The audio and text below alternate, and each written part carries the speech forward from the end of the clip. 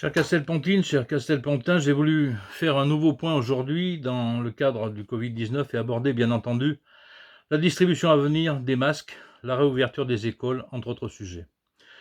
Je voulais avant tout vous remercier. Vous respectez les règles de distanciation physique, les règles sanitaires applicables, le rayon des 1 km pour vos sorties. Merci à vous. Je sais que ce n'est pas simple. Je sais que vous êtes pour certains en difficulté car il n'est pas aisé par exemple de garder des enfants dans un appartement pendant plusieurs semaines, comme c'est le cas en ce moment. Vous avez compris que toute la population doit respecter les règles imposées par la faute d'un virus qui frappe très durement certaines régions. Distanciation physique, je le disais, gestes barrières, sont ce que nous devons tous appliquer. Pour ce qui est de la commune, notre service d'aide à la personne est régulièrement doté de masques. Certes, nous n'en avons pas un stock, mais cela suffit pour le moment. Les 2 EHPAD sont régulièrement dotés et tout se passe assez bien dans leurs locaux. Pas de malades touchés par ce virus. Nous avons continué d'apporter notre aide matérielle et technique et pris régulièrement des nouvelles de cette structure, bien entendu. Comme je vous le disais, nous n'avons pas à ce jour connu de cas graves de Covid-19 à Pont-du-Château, c'est une chance. Nous sommes un département peu touché. Pour autant, il ne s'agit pas de relâcher l'effort qui a été fait jusqu'à présent. Nous devons le poursuivre. Je compte bien sûr sur la sagesse des élus, entre autres, qui doivent particulièrement montrer l'exemple dans cette crise d'une ampleur jamais atteinte, tout comme l'ensemble des services de l'État se doivent également de montrer l'exemple. À Pont-du-Château aussi, il n'y a pas d'exception. Conformément aux directives préfectorales, il n'y a pas eu de cérémonie en hommage aux déportés le 26 avril dernier. Ce 8 mai, toujours en application des directives préfectorales qui autorisent cette cérémonie en comité restreint et sans public, je déposerai une gerbe au monument aux morts afin que le devoir de mémoire soit honoré comme toutes celles et ceux tombés durant la Seconde Guerre mondiale. Alors, concernant la distribution des masques, j'ai souhaité que vous soyez informés du fait que la métropole a passé commande de 600 000 masques, afin que chacun des habitants, enfants de 3 à 12 ans compris, puisse disposer chacun de 2 masques tissus. Le coût est partagé pour moitié entre la métropole et par les communes au prorata du nombre de masques. Ce sera 22 000 masques pour la commune de Pont-du-Château, dont 10% de masques enfants.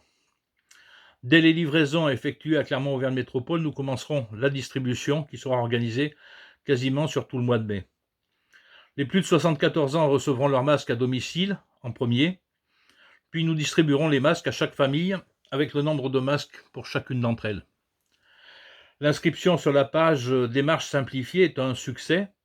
Vous êtes plus de 3000 foyers à jeudi soir où vous êtes inscrits, soit plus de 5800 masques adultes demandés et 850 masques enfants. La mise sous enveloppe de ces masques sera effectuée par nos personnels municipaux, puis nous les distribuerons. Et j'en profite d'ailleurs pour remercier les élus qui ont participé à la distribution du courrier la semaine dernière. Je remercie les nombreux bénévoles qui se sont proposés spontanément. Nous étions 45 pour assurer cette distribution de courrier et à ce jour, j'ai une liste de plus de 60 personnes pour assurer la distribution des masques.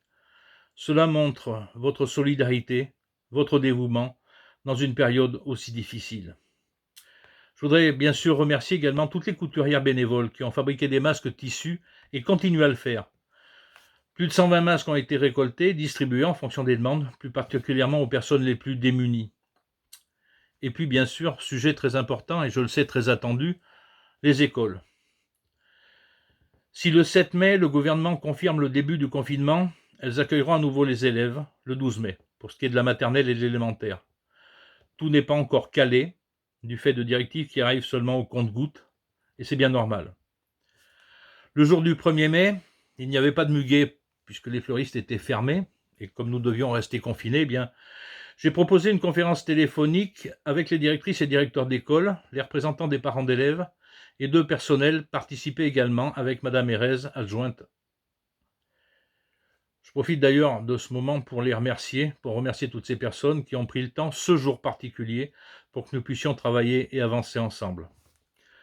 Le 11 mai, seuls les enseignants et les personnels seront dans les écoles avec 2 adjointes. Je me rendrai sur place afin de vérifier que les mesures que nous prenons au niveau municipal fonctionneront le mieux possible le lendemain.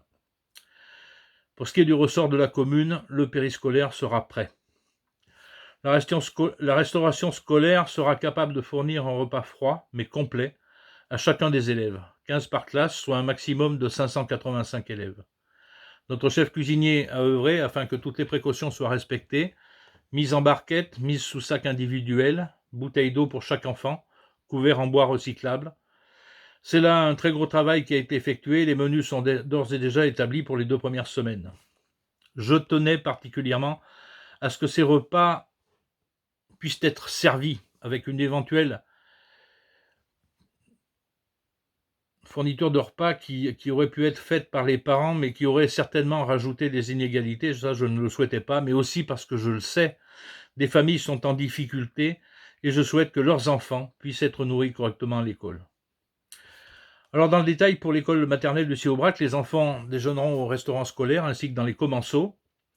Pour Brossolette, c'est la salle polyvalente qui accueillera les enfants avec des distances requises entre les élèves à table.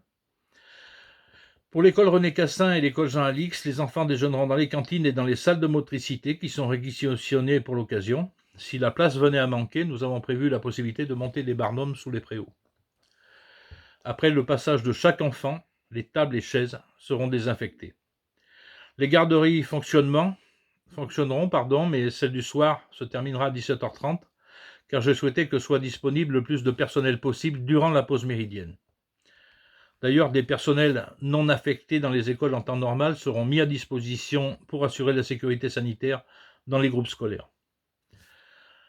Les NAP, nouvelles activités périscolaires, seront suspendues afin de ne pas rajouter des intervenants supplémentaires dans les locaux et surtout éviter les déplacements des enfants.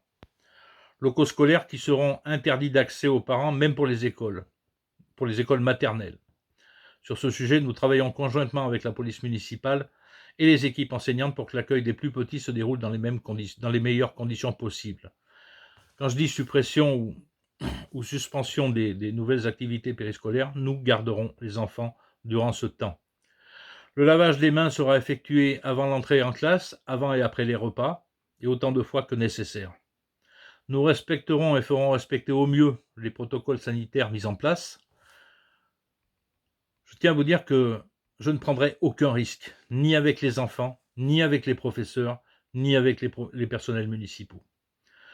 Tout ne sera certainement pas parfait les premiers jours, nous nous améliorerons chaque jour, l'école accueillera les élèves sur la base de volontariat, et contrairement aux prévisions, il y aura très certainement une alternance à mettre en place, car plus de parents que prévu veulent a priori remettre leurs enfants à l'école.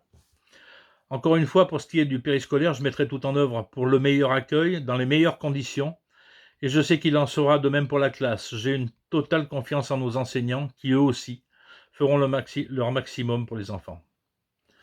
Bien évidemment, les services de la mairie reprendront également en plusieurs phases, pas toute la journée par exemple, dans un premier temps au service de la vie citoyenne. Des équipements seront installés cette semaine afin de bien faire respecter les gestes barrières, notamment la mise en place de barrières plexiglas sur les bureaux, là où les personnels reçoivent du public. Et j'ai choisi une entreprise de Pont du Château pour la fourniture de ces barrières. Nous mettrons aussi à disposition des visières pour certaines catégories de personnel, notamment pour les agents du centre technique municipal. Tout sera prêt pour le mieux. Encore une fois, tout ne sera pas parfait, mais je peux vous assurer qu'avec les responsables des services municipaux, que je tiens à remercier tout particulièrement pour leur grande implication dans la gestion de cette crise, nous aurons fait le maximum de ce que nous pouvions. La déchetterie communautaire réouvrira ses portes avec des conditions spécifiques, notamment une prise obligatoire de rendez-vous.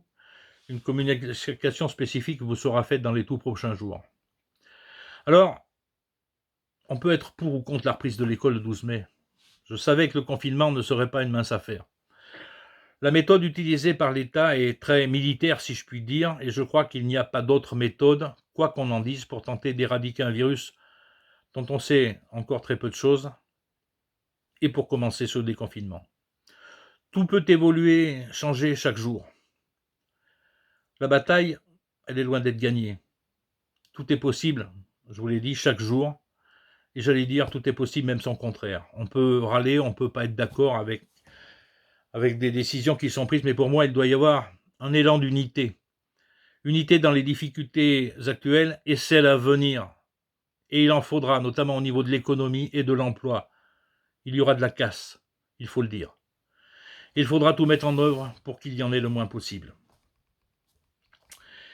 Et puis, les rassemblements de plus de 5000 personnes, vous l'avez entendu, ne seront pas autorisés avant septembre. C'est donc en prenant toute la portée de cette décision que le feu d'artifice du 13 juillet et que la traditionnelle fête de la friture du 15 août n'auront pas lieu en 2020.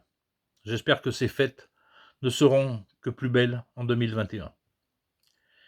Il est prévu, puisque désormais autorisé par l'État, que les marchés reprennent.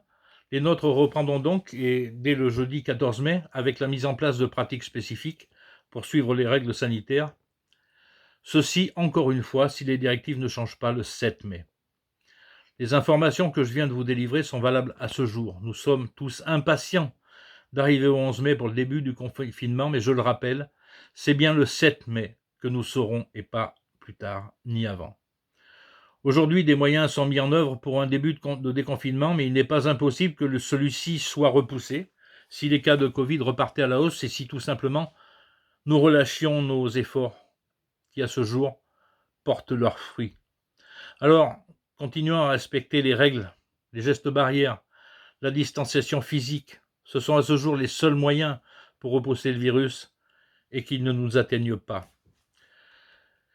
Ces quelques semaines, longues pour la plupart d'entre nous, auront montré, s'il en était encore utile, l'efficacité de nos services publics. À Pont-du-Château, les responsables des services municipaux, les personnels qui sont à l'œuvre, en télétravail ou sur le terrain, font un boulot que je n'hésite pas à qualifier d'extraordinaire, encadré par notre directrice générale des services qui ne compte pas son temps pour faciliter la tâche de tous, avancer au plus vite sur la totalité des dossiers. Nous sommes en mode action-réaction, j'allais dire. Et chaque jour, nous continuons à tenir une réunion de crise afin d'anticiper et de préparer au mieux le déconfinement pour vous toutes et pour vous tous. Alors, pour terminer, je vous dirai encore un effort. La bataille n'est pas gagnée.